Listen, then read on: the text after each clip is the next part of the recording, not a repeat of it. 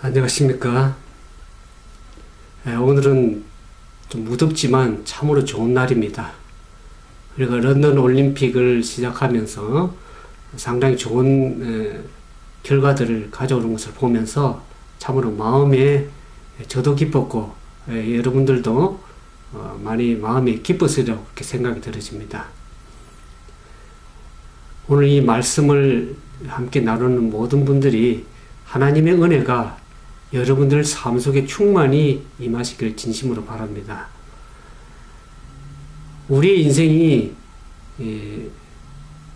처음도 참으로 중요하지만 마지막이 더욱더 중요하리라고 생각이 들어집니다.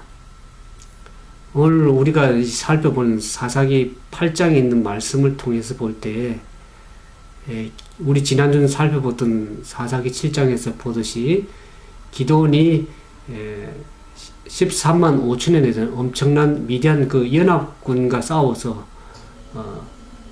승리하는 기드온의 300명의 용사만 가지고도 하나님의 능력을 가지고 하나님을 의지하는 가운데 승리하는 모습들을 보게 되었습니다. 이와 같은 많은 미디안의 연합군을 무찌르면서 그들이 어떻습니까? 이제는 하나님 앞에서나 또 이스라엘 백성들 앞에서 참으로 대단한 그러한 사람들이라고 평가가 되어졌죠. 그런데 그런 하나님을 의지하면서 큰 전쟁을 승리로 이끌었던 사람들이 이제 안타깝게도 끝까지 이 기드온은 성공적인 믿음의 삶을 살지 못하고 그 말년에 참으로 실패하는 그 모습들을 보면서 우리가 어떻게 인생을 바르게 살아야 될 것을 오늘 이 말씀을 통해서 함께 배우고자 합니다. 하나님의 말씀은 언제나 우리의 삶의 거울 같은 모습으로 보여집니다. 우리가 고린도전서 10장에도 그런 얘기를 했지만은 이스라엘 백성들에게 행한 그 모습들이 어떻습니까? 항상 우리 삶에 이 거울이 된다는 것을 말씀을 했었죠. 그래서 이 말씀을 비춰볼 때에 우리가 과연 어떠한 믿음의 삶을 살아야 될 것인지를 뚜렷하게 이 복의 교훈으로 배우게 됩니다. 성경에서 보면 이와 같이 영웅들을 단지 아름다운 그 모습을 비춰서 영웅화시키는 것보다는 그런 성공적인 그런 기드온의 모습도 보여주지만 기드온이 참으로 실패한 인생을 그대로 보여주는 이유가 성경에서 그렇게 보여주는 이유가 뭐라고 생각이 들어집니까? 우리가 끝까지 인생을 마감할 때까지 조심하게 인생을 살아가면서 끝까지 하나님만을 의지하고 겸손하게 살라고 그렇게 우리를 교훈하고 있는 것입니다. 오늘 이 사사기 8장 1절에 보면 이와 같은 모습이 나옵니다. 사사기 8장 1절에 에브라임 사람들이 기드온에게 이르되 내가 미디안과 싸울 때에 우리를 부르지 아니하였으니 우리를 이같이 대접함은 어찌미냐 하고 크게 다투니라 했습니다.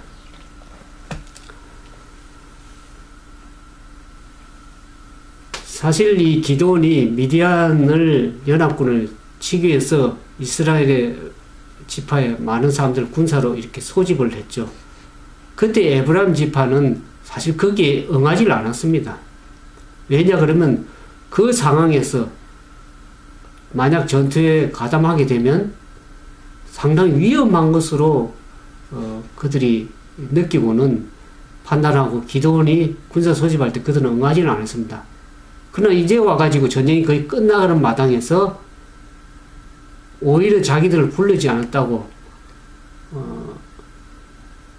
특별하게 에브라임 지파에게 초청을 하지 않았기 때문에 자기들이 전쟁에 참여하지 못한 것을 시기하고 질투하는 모습들을 보게 됩니다.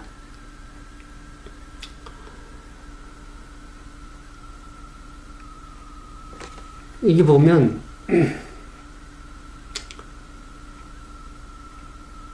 그래서 이제 그 기드온이 전쟁을 할 적에 그 미디안의 연합군의 남은 패배해서 도망치는 그 군사들을 보면서 에브라임 지파에게 기드온이 요청을 했죠. 그 요단과 나루턱을 지키고서 도망하는 자들을 도망하지 못하게끔 그렇게 했을 때 에브라임 지파들이 추격해서 요단 나루턱을 지키고서 많은 오합지졸로 도망하는 그 미디안 연합 군사들을 많이 죽이게 됐죠. 그리고 두 방백인 오렙과 스웹을 죽이는 그 전과들을 가지고 이 기드온에게 나오면서 이렇게 다투었던 모습들을 보게 됩니다.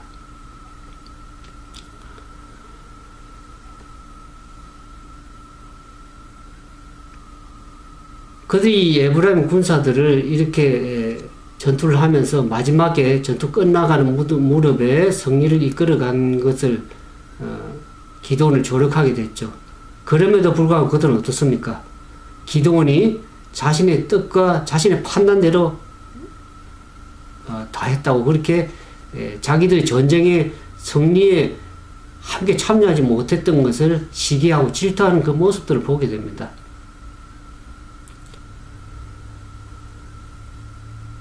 근데 그들이 왜 이렇게 하나님의 특별한 그 쓰임을 에브라임 지파 사람들이 받지 못했냐 그러면 그들은 지금 어떻습니까? 이스라엘의 승리에 나타난 하나님의 손길을 분별하지 못하고 그 미디안의 연합 압제 가운데 있는 이스라엘 백성들을 구원한 하나님의 능력과 은혜에도 감사하지 않은 그 사실을 보면은 그들은 하나님의 특별한 도구로 쓰임을 받을 가치가 없음을 저들 스스로가 나타내 보인 것이죠.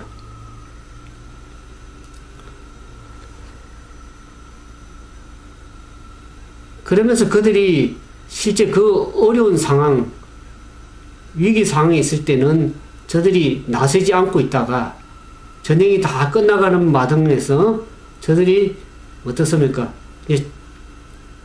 잠깐 기드온을 군사들을 조력한 그들이 이제는 왜 그들을 특별하게 초청을 하지 않은 것을 빌미로 저들 동폴더가 연합하지 않은 구실로 삼으면서 왜 우리를 부르지 않았느냐고 이 기드온과 다투는 모습을 보게 됩니다. 우리가 지난번 살펴본 것처럼 여호수아 17장에도 보면 이 에브라임 지파 사람들은 여호수아가 그 이스라엘 백성들에게 각 지파별로 그 땅을 기업으로 분배할 적에 저들의 땅이 너무나 비좁고 그 가나안의 거민들은 너무나 철병거를 가지고 너무나 강하다고 불평했던 사람들이 이 에브라임 지파 사람들입니다. 그런데 더욱더 흥미로운 것은 그 이후에도 에브라임 지파 사람들은 항상 싸움을 걸고 불평하고 다투는 모습을 이 사사기 12장 1절에서 보게 됩니다. 12장 1절에 보면 이 에브라임 사람들이 12장 1절에 에브라임 사람들이 모여 북으로 가서 입다에게 이르되 내가 암몬 자손과 싸우러 건너갈 때 어찌하여 우리를 불러서 너와 함께 가게 하지 아니하느냐 우리가 반드시 불러 너와 내 집을 살리리라.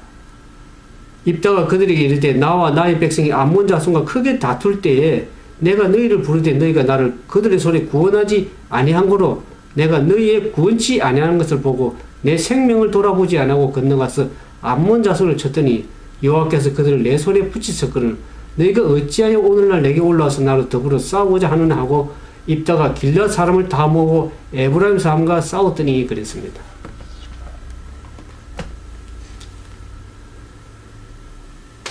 항상 그 불평하는 것이 하나의 습관이 되어버렸습니다. 그래서 암몬 자손과 싸울 때 왜 너를 부르지 않는가 에브라임 집에 사람 부르지 않는가 입다가 또 싸우는 그 모습들을 보게 됩니다. 그러나 입다는 호락호락한 사람이 아닙니다. 그래서 길앗 사람들을 불러서 에브라임 지파 사람들을 전쟁을 해서 저들을 파괴 만드는 저들을 무찌르는 상황에서 저들이 에브라임 지파 사람들이 요단 나루토로 도망하는 그 모습들을 보게 됩니다. 그러면서 그 불평하고 원망하고 다투는 저들이 어떤 결과를 거두었습니까? 사사기 12장 6절에 보면 그들이 그때 에브라임 사람의 죽은 자가 42,000명이었더라 그랬습니다. 길앗 사람들에게 패배해가지고 요단 나루턱에서 42,000명 되는 에브라임 쪽 사람들이 죽게 되었습니다.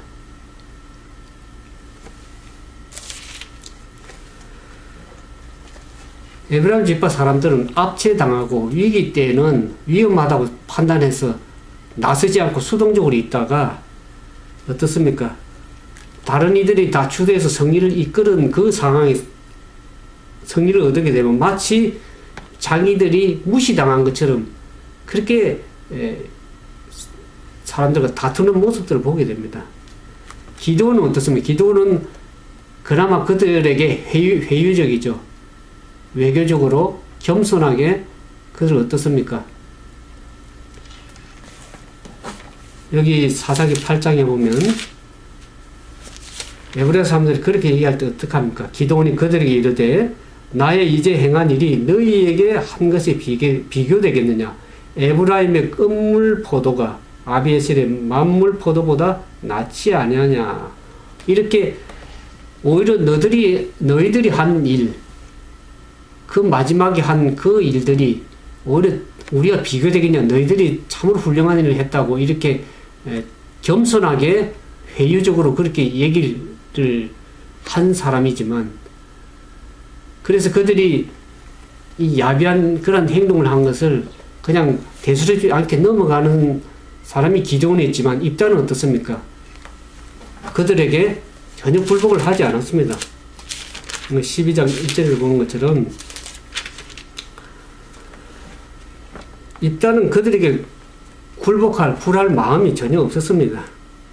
그래서 이 길앗 사람들 불러다가 그들을 전쟁하면서 다 파했는데 이 에브라임 지파들이 왜 그래 불평을 합니까? 이스라엘을 그 에브라임 지파를 이스라엘의 지도하는 지파로 남들이 생각해 줄 바라는 마음이 있습니다. 그들의 자존심이 있었죠. 그 자존심으로 인해서 그들은 성리의 영광에 참여하지 못한 것에 대한 하나의 붕괴를 한 것이죠. 저들의 자존심이 자기를 그렇게 대접하고 잘 알아주지 못했다 하는 그와 같은 이기적 마음이 있었기 때문에 다투는 모습들을 보게 됩니다.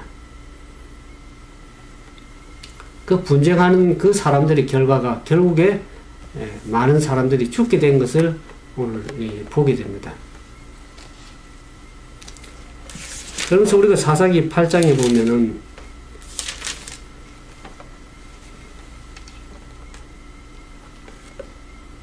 이 8장 3절에 하나님이 미디안 방백 오렙과 서heb을 너희 손에 붙였으니 나의 한 일이 어찌 능히 너희의 한 것에 비교되겠냐. 기드온이 이 말을 하며 그들의 노가 풀렸다 그랬습니다. 참으로 기드온은 겸손한 사람이었죠. 너희들이 한 일이 참으로 훌륭한 일이다. 우리가 한 일보다 너희들이 한 일이 더 훌륭하지 아니하냐 해서 저들에게 유순한 대답을 했죠. 그럴 때 에브라임 사람들의 분노가 진정이 됐습니다. 우리가 잠언 15장 1절에도 보면 유순한 대답은 분노를 시게 하여도 과격한 말은 노를 격동하느니라 그랬습니다. 에브라임 지파 사람들이 과격하게 다투려고 했을 때 만약 같이 다투었다면 분쟁과 싸움이 됐던 그 상황에서 기도는 어떡합니까? 유순한 대답으로 온유한 모습을 가지고 그들에게 나아갑니다. 강박함이 아닌 온유함으로 승리하는 기도의 모습을 보면서 우리가 사람들을 대할 때 어떡합니까? 온유한 예수 그리스도의 그 아름다운 품성이 우리 삶 속에 나타나서 과격하고 참으로 시기심 많고 그런 불평하는 사람들을 향해서 승리하는, 온유함으로 승리하는 그러한 그리스도인의 삶이 우리가 되어야 되리라 그렇게 생각이 들어집니다.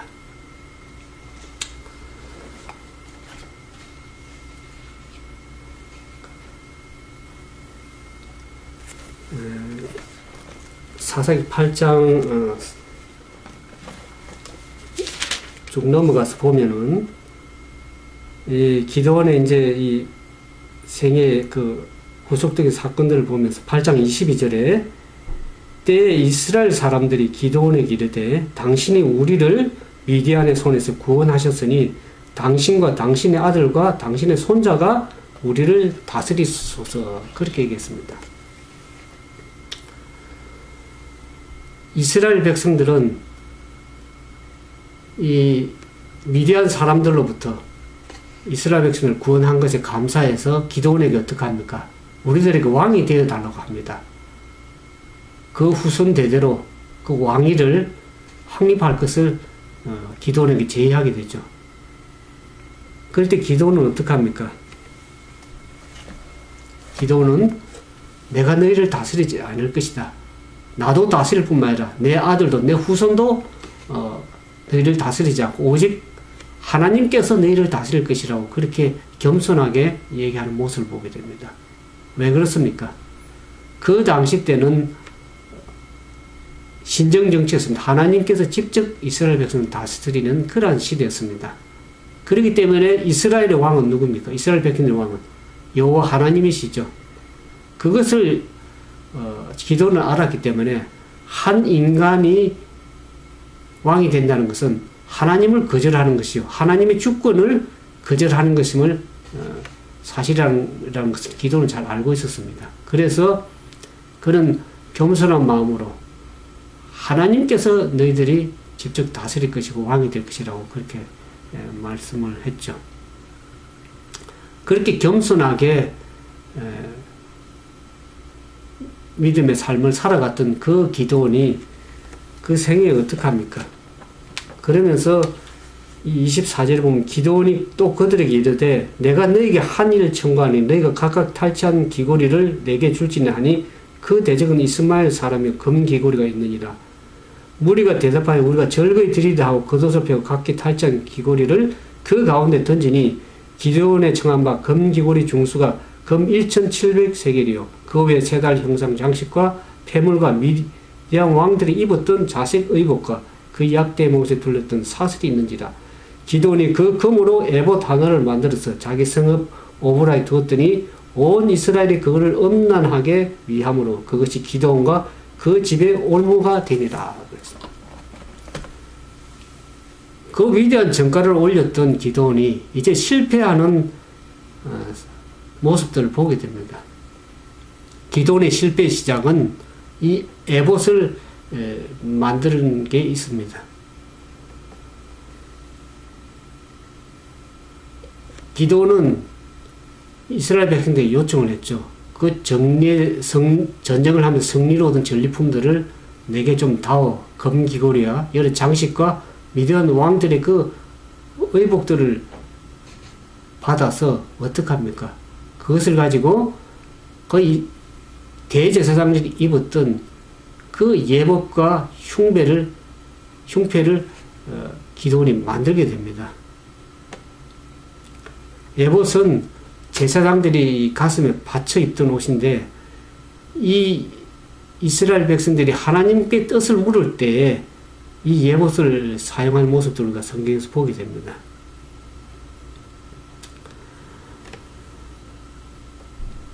기드온이 이와 같이 그 예봇을 만들어서 하나님께 제사를 드림으로 그 예봇을 사람들이 섬기게 되었죠.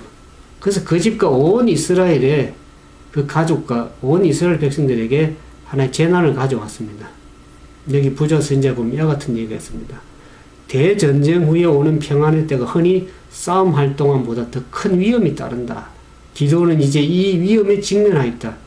그에게 불온한 정신이 있었다. 지금까지 그는 하나님께서 그에게 주신 지시를 성취하는 일로 만족하였으나 이제는 하나님의 지도를 기다리는 대신에 자신을 위하여 계획을 세우기 시작하였다.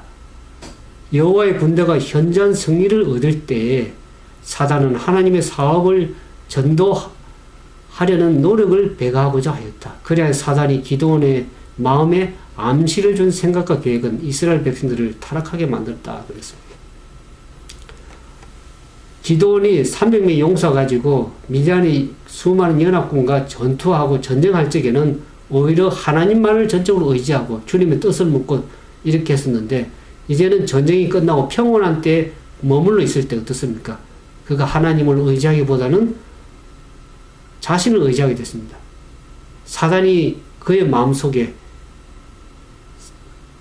암시를 주고 계획을 줬다고 그랬습니다. 우리가 하나님만을 전적으로 의지할 때에는 우리가 주님의 뜻에 따라서 순종하며 살아갈 수 있지만, 자기 뜻을 따라갈 때 사단이 거기에 생각을 집어넣습니다. 그래서 그 에봇을 만들어서 하나님께 예배 행위를 드리는 그 행위를 한 것은, 그는 레위 지파가 아니었기 때문에 제사장으로서 봉사할 수 있는 게 아니었죠. 그럼에도 불구하고 그가 예봇을 만들어서 하나님께 제사 행위를 드림으로 인해서 어떻습니까? 이스라엘 백성들이 그것을 위하게 됐습니다. 그래서 이스라엘 백성들을 점차적으로 여호와 하나님께 떠나게 만드는, 우상을 섬기게 만드는 그 일로 타락하게 되었습니다.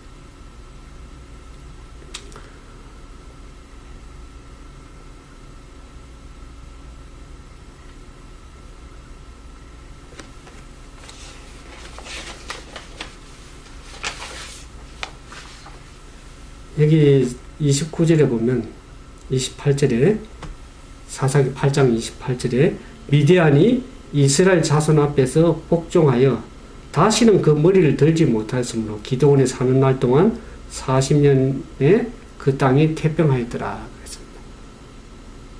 기드온이 전쟁을 하고 미디안 연합군을 쳐서 팔 때에 이제 미디안 사람들이 더 이상 머리를 들지 못하고 40년 동안 평화로운 듯이 그렇게 보였지만은 이스라엘 백성들은 어떻습니까? 점차적으로 타락으로 빠져들게 되었습니다. 급기야는 우리가 사사기 8장 33절에 보면, 급기야는 기드온이 죽은 이후에 이스라엘 백성들이 바알을 열렬히 숭배하기 시작했다는 것을 모습을 보게 됩니다. 사사기 8장 29절에서 32절은 기드온의 그 말년의 삶에 대해서 이렇게 기록을 하고 있습니다. 요아스의 아들 여룹바알이 돌아와서 자기 집에 가는데 기드온이 아내가 많음으로 몸에서 낳은 아들이 70이요 세겜에 있는 첩도 아들을 낳았으니 스므로 그 이름을 아비멜렉이라 하였더라. 기드온이 많은 아내들을 통해서 70명의 아들들을 두었다고 그랬습니다. 심지어 세겜 땅에도 첩이 있어서 그 첩을 통해서 아들을 낳았는데 그 이름이 아비멜렉입니다. 이것을 보면서 기드온의 말년이 얼마나 그 타락된 그 삶을 살아가는 것을 우리가 이 단적으로 보게 됩니다. 그가 어떻습니까? 왕으로서 추대하려고 그럴 때 자기는 왕도 되지 않고 그 아들도 왕이 되지 않고 그 후손이 너희들 다스리지 않겠다고 그런 말이 제대로 지키지 않았습니다. 그는 참으로 왕 같은 그런 삶을 살았습니다. 그 당시에 많은 아내들을 두었다는 것은 그 당시에는 부와 권력이 있는 사람들이 그렇게 했습니다. 그는 말은 그렇게 했지만 그는 왕같은 삶을 누렸습니다. 그리고 자기 아들이 어떻습니까? 그 첩에서 난 아비멜렉이 결국 나중에 왕이 세겜 사람들 왕으로 추대해서 왕으로 섬기게 되었습니다. 그 아비멜렉의 이름이 우리 아버지는 왕인이다. 그와 같은 뜻이 있습니다.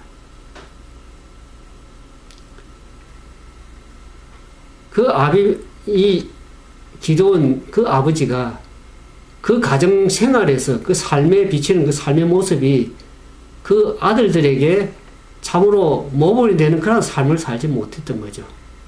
그래서 아비멜렉은 기드온의 그 뜻을 전혀 이어받지 못했습니다.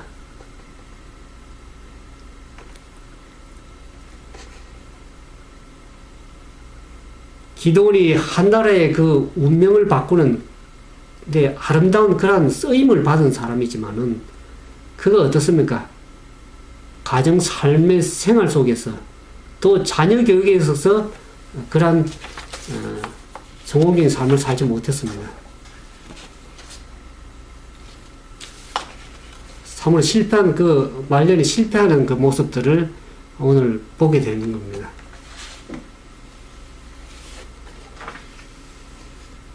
그러면서 이 부조와 선지자 이와 같은 얘기를 합니다. 가장 높은 지위에 서 있는 사람들도 타락할 수 있다. 가장 현명한 자들도 과오를 범하고 가장 강한 자들도 비틀거리며 넘어질 수 있다. 그러므로 하늘로서부터 오는 빛이 끊임없이 우리의 앞길을 비춰야 할 필요가 있다.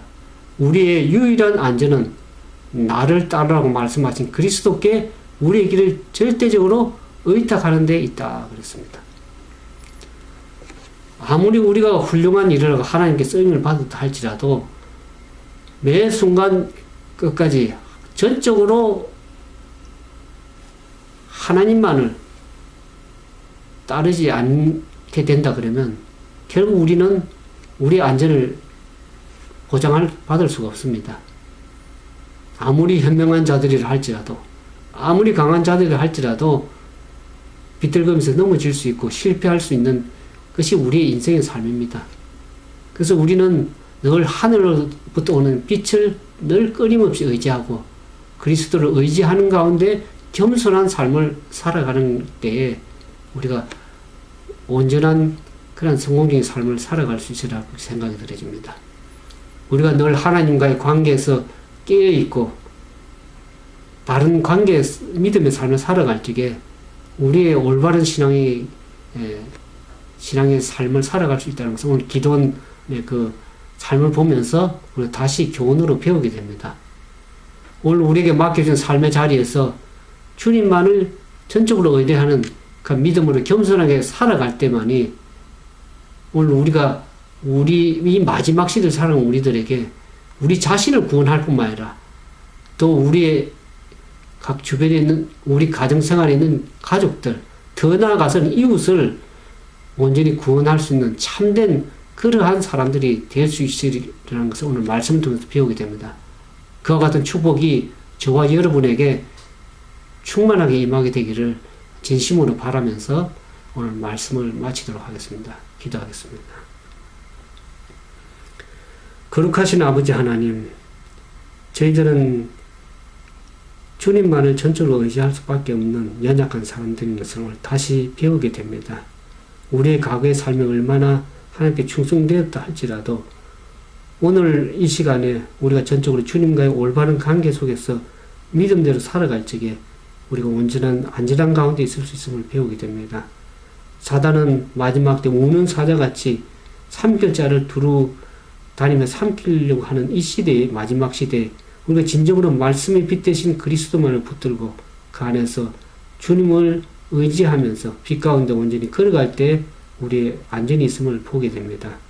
오늘 우리에게 이 말씀을 통해서 다시 한번 각성하게 하시고 그 말씀의 빛에 따라 살아감으로 우리가 주님의 신실한 종들이 다 될 수 있도록 주께서 은혜를 베풀어 주시옵소서. 오늘 말씀을 듣는 모든 주의 사랑하는 백성들을 위해 하나님의 동일한 은혜와 축복이 함께하여 주시옵기만을 사랑이 많으신 예수님 이름으로 간절히 기도드리옵나이다.